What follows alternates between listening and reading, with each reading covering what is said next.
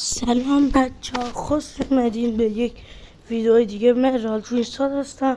بچه ها دوباره اومدیم توی روبیکا. بچه ها قراره یه بار چطوریه یه برنامه بده، مثلا شما 19 سالتونه یا 20 سالتونه، میخوایم با بچه همسن خودتون چت کنین، نه همسن ما. اوکی، شما میاین اینجا بچه، یه سر صدا ببخشید، میاین اینجا دقیقا اونجا سیو کنیم بچه ها. این مخیطی که سمیندی خیلی زایه است، اینا هم خیلی میکشن. اوکی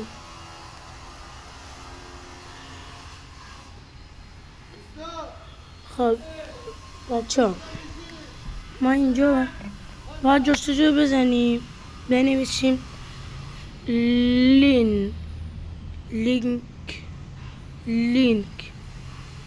لینک کیکو لینک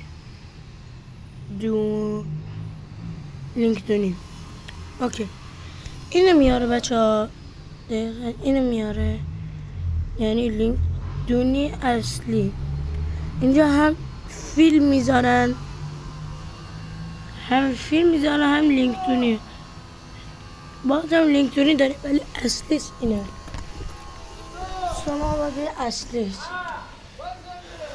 بچه یه سر صدا بود، چون که اون موقع اونا داشتن کار میکردن. اوکی دوباره میگیم برعکس، منظر میخوام.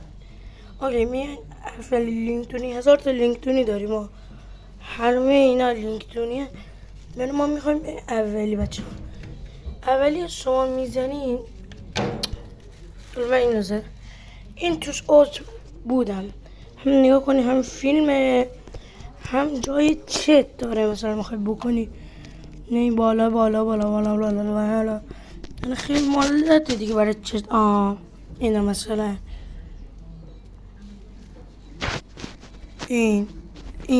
اینجا هم لینک هست، میخوای چت کنی. اوکی همین بچه ها، این ویدیو در مورد همین، لایک کنی، کامنت بذار، ممنون میشم. تا ویدیو بعد، خداحافظ.